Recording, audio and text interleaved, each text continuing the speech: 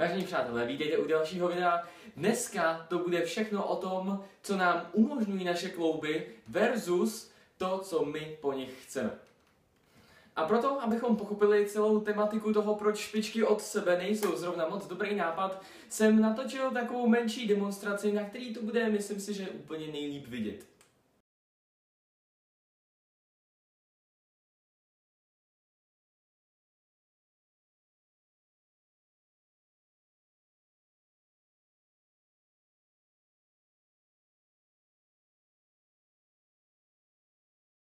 Tak, pojďme se teď soustředit na vaše auto, které symbolizuje vaše tělo. Pokud vy budete chtít s vaším autem jet rovně, přímo za nosem, natočíte kola tak, aby byly rovně. Přeci, natočíte volantem tak dlouho, dokud nebudou hezky vycentrovaný. Stejně jako vaše klouby by měly být vycentrovaný. Pokud chcete jít doprava s autem, natočíte kola doprava. Pokud chcete jít doleva, natočíte je doleva. Co se ale stane, když budete chtít jít rovně, nebo třeba běžet, anebo jet tím autem rovně, ale natočíte obě kola jiným směrem. Pravý doprava, levý doleva. Pojedete takhle tím pádem tak dlouho, dokud se vám ty kola neurvou, nebo se nestane něco jiného s karoserií vašeho auta. A tím pádem tohleto všechno můžete převést i na vaše tělo, protože ty kola symbolizují klouby. Je to vlastně úplně ten samý princip.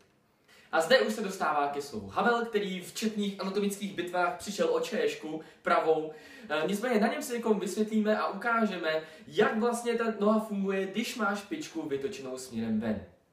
Co je velice důležité si uvědomit na začátku je to, že vaše koleno nemá rádo rotace. Proto většina zranění vašich kolenních vazů je spojená s nějakým rotačním pohybem v tom koleni, nějakým rychlým, náhlým, trhavým pohybem. Tedy vaše koleno, váš kolenní kloub je úplně nejvíce komfortní, když děláte ten pohyb. Extenze, flexe, dopředu a dozadu. Z boku to vypadá takhle. To koleno teda tím pádem nemá moc rádo rotace a je uspůsobený tady tomu pohybu úplně nejvíc.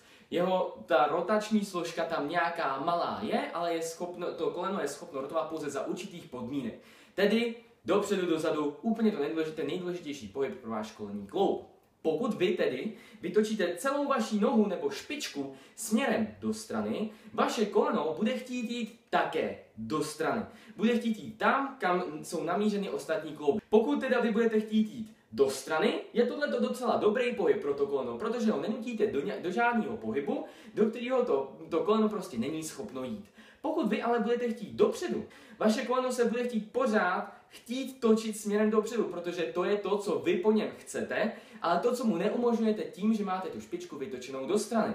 Takže zase, pokud vy chcete jít do strany, tohle je skvělý pohyb. Pokud ale držíte tu nohu takhle a špičku směrem ven a chcete jít rovně, v tom koleni vznikají obrovské síly, obrovské rotační síly a můžete si tím oddělat docela slušně menisky, můžete si s tím oddělat i vazy. Nehledě na to, že tady ta pozice, klidně si to zkuste teď doma, stoupněte si bez ponožek na zem, zkuste vytočit vaše chodidlo směrem ven a zkuste, aniž byste hýbnuli s chodidlem, natočit koleno směrem dopředu. Za prvé ucítíte, že to nejde a za druhé si všimněte i vaší klenby, té podélné, která je mezi patou a vaším palcem u nohy. Všimněte si, co se s ní děje, když to koleno budete chtít přesunout směrem dopředu, ale špičku nechat stále ve straně. V té praxi toho běhu nebo chůze to vlastně vypadá takhle. Vy jdete v kyčelním kloubu dopředu, vaše koleno jde dopředu, pak se začne stáčet do strany, vaše špička půjde také do strany a vy teda dopadnete tímhletím způsobem, kdy to koleno míří rovně, ale vaše špička je vytočená směrem ven. Už si můžete rovnou všimnout, že se to tady na té straně, z té vnější, se to pěkně zavírá, na tady se to zase otevírá a celkově tam vzniká ta rotační síla. Vlastně to koleno jde do toho valgozního postavení. O valgozitě kolen jsem dělal celý video. A jenom tohleto vytočení těch špiček do strany nám může přinést četné problémy, mezi které patří problémy například s kyčlemi. Vlivem vytočení špiček ven využíváte zevních rotátorů, protože je vytáčíte ven, takže zevně. A jedním ze zevních rotátorů v kyčelním kloubu je i sval zvaný piriformis, pod kterým nebo skrze něj probíhá i váš sedací nerv, který pokud je utlačován tímhletím přetíženým svalem, může se to ukázat potom nebo projevit tím, že vás třeba brní noha, brní vás konečky prstů u nohou, a nebo můžete ztratit i celkově cit v té dolní končetině. Jdeme dál. Dále jsou problémy s koleny. Jak jsme si ukazovali na Havlově, dochází tam k těm rotačním silám, který to koleno není moc dobře schopný, dochází tam k tomu otevření na jedné straně, zavření na druhé, takže větší opotřebení chrupavek a tak dále. Takže zase jedna z velkých nevýhod toho vytočení špiček směrem ven. Dále máme kotníky a chodidla. Jak už jsme si řekli v předešlých videích, vaše chodidlo a váš kotník jsou základ vašeho domu, základ stability vašeho těla. Pokud tady něco není v pořádku, určitě si to přenese do celého toho vašeho těla, zejména do vaší páteře, protože ta se bude celou dobu kinkla, protože nejste na stabilním povrchu a pokud se bude kinkla vaše páteř, bude se kinkla vaše hlava a to má zase další nějaký výsledky v tom, že vás třeba může bolet ta hlava, bolet vás krční páteř, může vás bolet kdekoliv po délce, celé délce té páteře. Těch problémů je hodně, jsou ještě nějaký další, ale tyhle jsou, myslím si, úplně nejdůležitější. A ještě taková malá rada na závěr.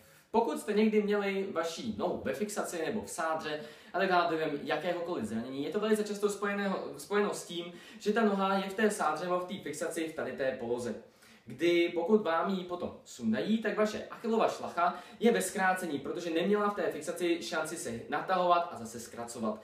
Tím pádem tohleto vaše tělo, tady tu ztrátu té elastičnosti, vaše tělo se bude snažit obejít, nějakým způsobem prostě fungovat, i když ta achillova šlacha nefunguje. Tím pádem většinou se stává, že právě tam dojde k tomu vytočení té špičky ven, protože je to pro tu achilovu šlachu mnohem méně náročné na to natažení. Takže pokud jste měli tady ten problém, pokud jste měli tu nohu ve fixaci, podívejte se dolů, když jdete nebo když běžíte.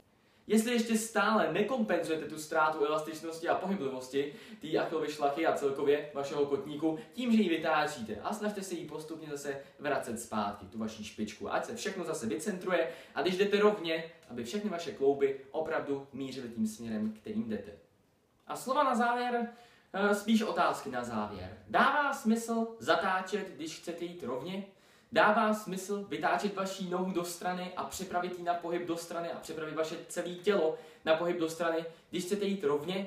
Dává smysl chtít po vašem prstu pohyb tady tím směrem, když vaše klouby vám umožňují jenom tenhle? Nedává. Děkuji za pozornost, mějte se krásně, komentujte, sdílejte, lajkujte.